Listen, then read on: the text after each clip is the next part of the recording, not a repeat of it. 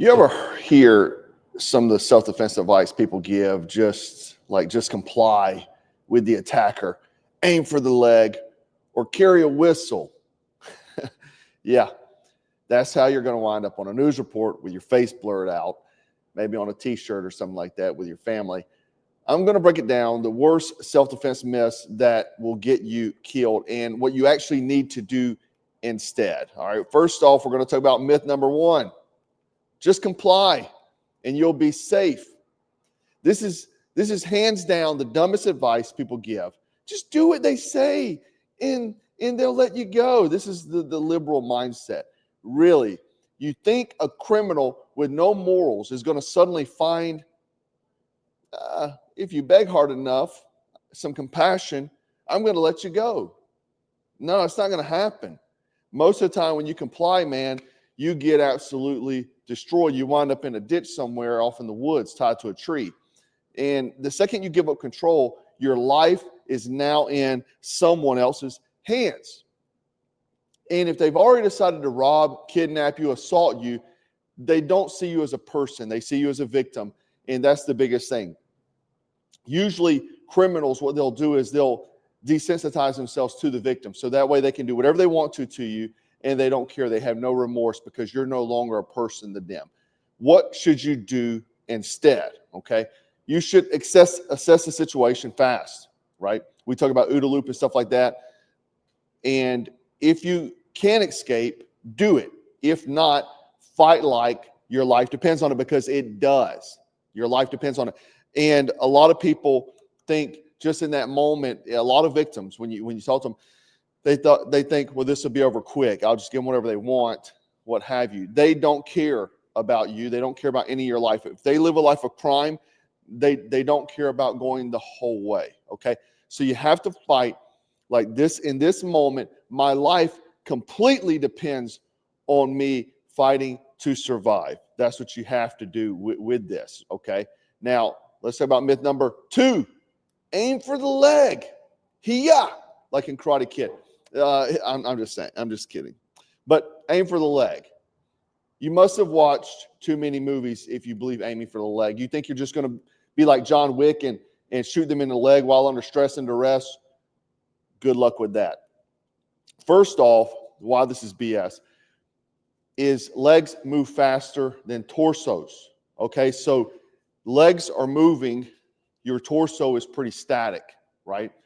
Second, if you shoot someone with a leg shot, it isn't guaranteed to stop an attacker. Ask the Taliban. People have fought through way worse. Third, if you're in self-defense shooting and the cops hear you say, I tried to shoot them in the leg, congratulations, you just admitted it wasn't a deadly force situation, okay? And unfortunately, being in America, what we have to know is that when you defend yourself, there's a huge probability you're going to be prosecuted. So you have to treat everything like a deadly force situation. Your life you have to feel like your life was in jeopardy, was at risk. Now, what should you do? If you're pulling a gun, you stop the threat. Period. You shoot center mass and you shoot until they stop, like a failure to stop drill. Okay. You boom, boom, boom, boom, boom, boom until they're down. And this goes with punching too, man. We'll talk about self-defense in a moment. But the thing is, like, I've seen so many fights that go up and hit a guy, and then the bad guy obliterates that individual because he stopped. You have to stop the threat. This isn't Call of Duty. You're not getting extra points for freaking trick shots, okay? Now, myth number three. I hear this one all the time. A pocket knife is all you need for self-defense. And hell, the liberals will tell you more than that or less than that. They'll say just have a cell phone, call the police. No one is coming to save you. Look, I love knives, man. Don't get me wrong. But if you think you're going to be Jason Bourne with your $30 Amazon special, you're going to be in for a painful surprise, right? I love knives. Why is it BS? One, knives typically require skill and speed and a killer mindset to be effective. To actually be sticking cold steel into someone, you have to be on that next level. It's not easy to overcome. Most people hesitate. They don't want to do it. Their bodies, their minds don't want to allow them to do that. Meanwhile, the dude that's attacking you, he's not hesitating. He's not. The other thing is that people tend to carry the wrong knives for self-defense. We make some. The street pick is one. I don't have one on me. But the thing is, a lot of people, first off, any knife will work. You can grab a freaking kitchen knife. It doesn't matter. Sharpens. You can grab a steak like you're going after vampires. Anything sharp will work.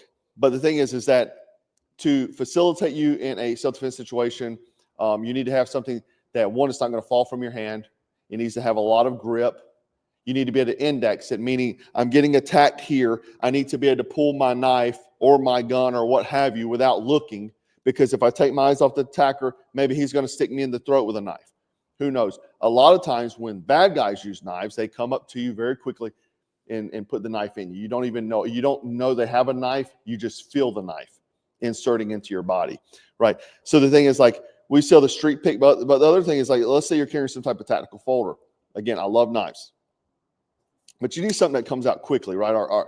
We have a flip mechanism on ours, so that way, you know, that thumb stud. I don't like the thumb stud because the thumb stud is something. It's a fine motor skill. This flip right here, gross motor skill, right? Gross motor skill. So that way I can get that blade out. And this is a large blade, very grippy handle, and I can do work with it, right? The street pick is a fixed blade. Obviously, I would rather have a fixed blade versus a folder, but if I'm only carrying one knife, right? And the thing is, a lot of this advice, you want to have layers, okay? So gun, knife, flashlight, all those sort of things.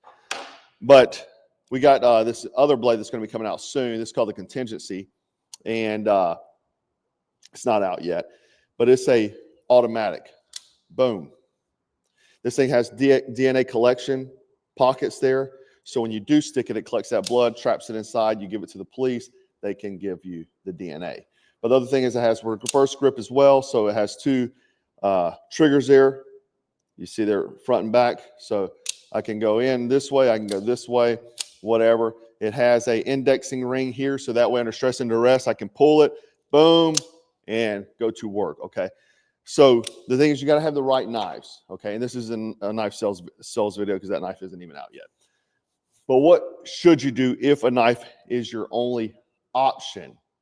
You better train with it. And I mean a lot. Grabbing, opening, under stress and duress. Maybe jump down, do some push-ups, do some burpees, grab it, pull the knife, get it out while your blood is pumping in your body. And if you're carrying a knife as your main self-defense weapon when you could be carrying a gun, you're playing your life in hard mode for no reason. Now, maybe you can't carry a gun, what have you. Maybe a knife is your only option, and that's totally cool, but no, you need to train with it. All right, let's get to myth number 4. Just carry a whistle. Pepper spray, man. It's all good.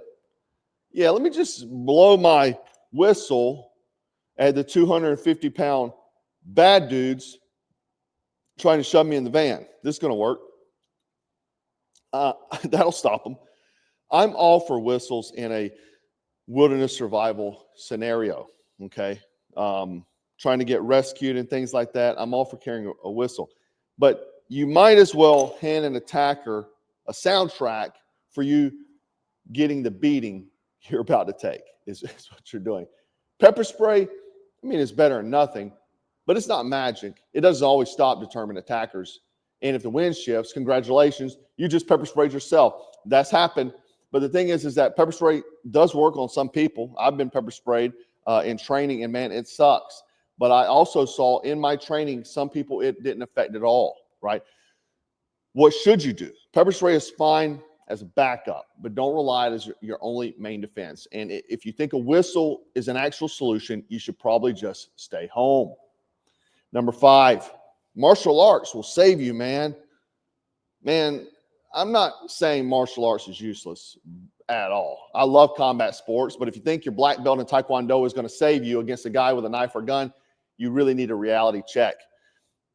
Most martial arts don't train for real fights. Trust me, I've been in martial arts my entire life, and a lot of my life was a waste of time because it was training for sport. There's no rules out in the street. There's no referees, and your opponent isn't throwing some choreographed punches for you to block. Now, you should, what should you do is you should train in something that actually works, wrestling, jiu-jitsu, and things like that. Now, the thing is, in a street fight, you don't know if, you know, taking a double leg takedown at the asphalt, or if there's 4 guys, you're trying to get this guy in a rear naked choke is the greatest idea. But it's something, right? Boxing, Krav Maga, Kali, and even then, fighting should be your last option. If you can escape or pull a weapon, you always do it. That's one thing I love about Kali, is because Kali, you train with weapons first, man. And I remember when I first started Kali training, I went in there, they're like, here, we're doing knives. I said, so we don't do empty, because I spent my whole life in martial arts. You do weapons later on. They're like, nah, man. And the Kali principles that if you have a weapon, you use it. Why are you fighting with your bare hands? Okay. Now, bonus myth. This myth is going to shatter a lot of people's hearts here. You're safe because you have a gun. Harsh wake-up call for a lot of people. You got a gun. Cool. So does every thug in Chicago. What's your plan when someone else is already pulling one on you? What's your reaction time? Do you even train? Because I can tell you, a lot of people that I know personally don't train. Oh, I got a gun. They hadn't shot that thing in 5 years. A gun isn't a magic shield. If you're slow, you're unaware, you can't shoot under stress, it's not going to do a damn thing for you, right? Now, what should you do? You should carry every single day. Train often. Work on drawing, shooting under pressure, and that's getting your heart rate up and all that sort of stuff. But drawing, boom, getting out under clothing. I've got a thick jacket on, boom, get it out, right? And moving, that's the other thing. Sitting on a static range like this, boom, boom, like I see everybody do. You got to be shooting and moving, man. That's why you see all my videos when I'm talking about this. If you go look at my tactical videos over the years, I'm always shooting, and a lot of times around a vehicle, moving, and all the time, most of the times around a vehicle, because more than likely I'm going to be around my vehicle. Because if you can't get, also if you know, drawing, if you can't get to your gun in time, it's just a dead weight. Okay. Now, that is your self-defense reality check. If you believe in any of these myths, I just saved you from making a huge mistake, right? And again, I think there should be levels: gun, knife, flashlight, or maybe flashlight in contingency with a gun, however you want to, you know, do that sort of thing, right? Whatever. Whatever's comfortable for you. There's obviously good things. I've got training videos for years about this stuff, so just go back and look at them. Self-defense, all the whole nine. I'll try to link some at the end of this. But have a layered plan: pace plan, primary, alternate, contingency, and emergency, right? Emergency should be hand-to-hand combat. Primary, firearm. Secondary, knife, like the, you know, like that's why I call this the contingency, because it's the contingency plan, you know.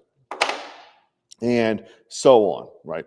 Flashlight, and the thing is, flashlights to me, it kind of overloops, because a lot of times bad things happen in the dark. So maybe a flashlight is going to be before a knife, right?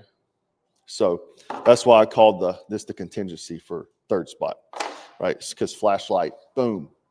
Or self-defense, I could just hit and escape. You just want to break contact and get away. Evasion is your biggest, what you want to do.